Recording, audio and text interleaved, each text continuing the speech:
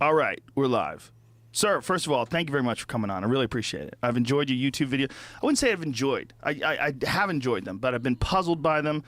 I've been puzzled by the subject. And for people who have no idea what's going on, let's sort of unpack this for them. In Canada, Canada is very different than the United States. I love Canada. I'm a giant fan of Canada. If there's one place I would live outside of the U.S., 100% it would be Canada. I love it up there. I think the people are at least 20% more polite than America. But you've got some weird shit going on up there. And your king, what do you call him? Prime Minister? Trudeau? That fella? The Castro lover. The Castro lover. I was just going to say that. This fucking guy...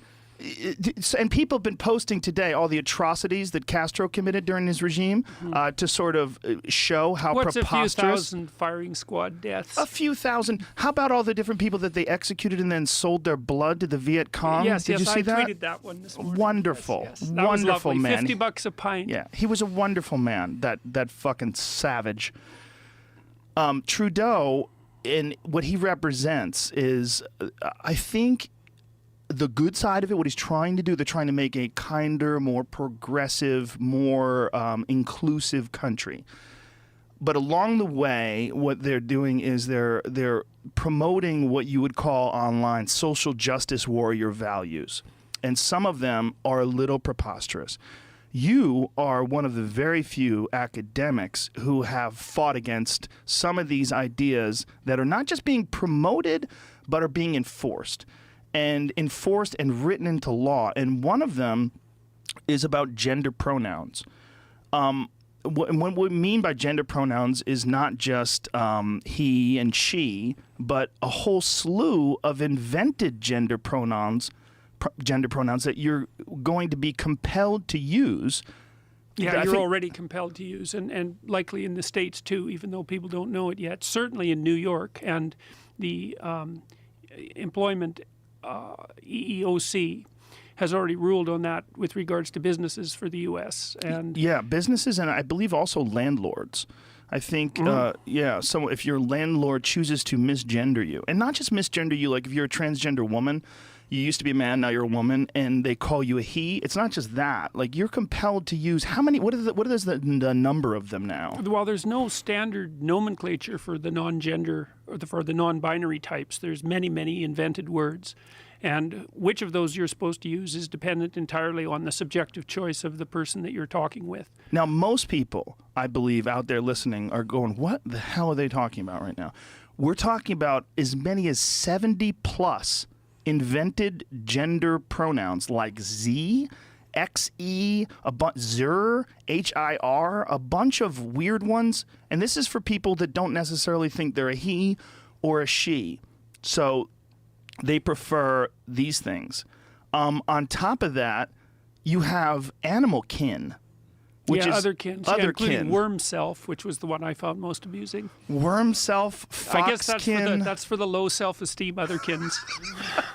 This is people that truly believe that they are in the wrong body and that they should have been born some form of animal and would like you to refer to them as this animal.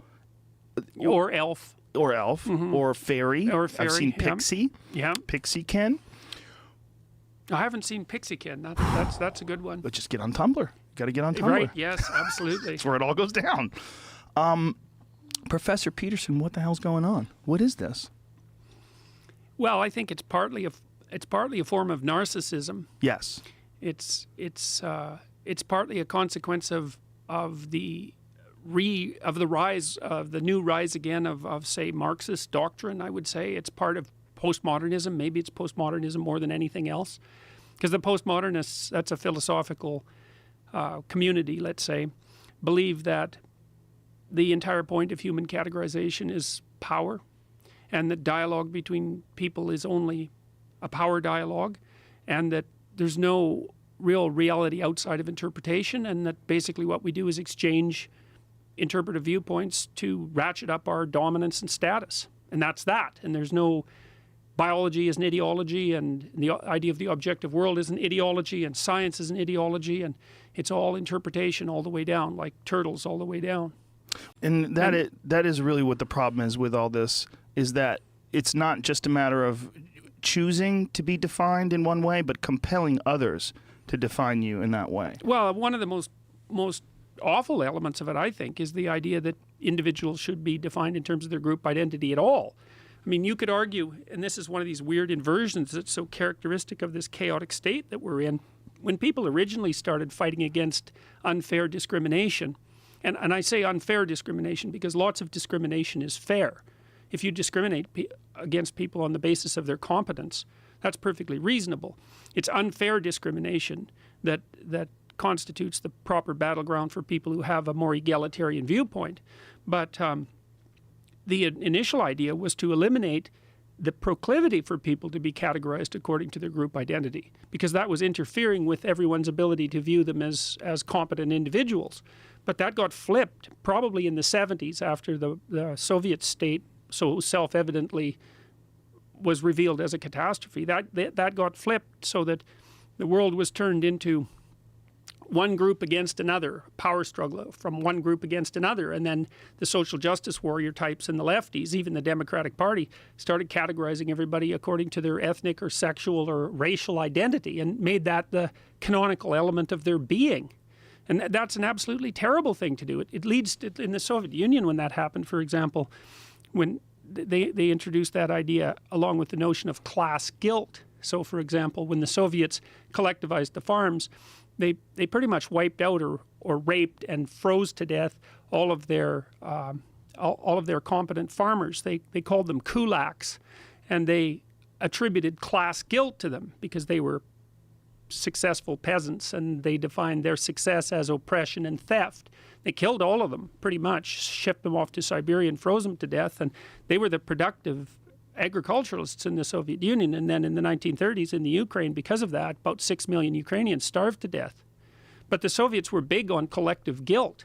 And all of these things that you hear about now, like white privilege, for example, they're variants of collective guilt. I pick your bloody identity, whatever it happens to be, and then I make you a guilty member of that category, and then you and the rest of the guilty members of that category are judged as a unit.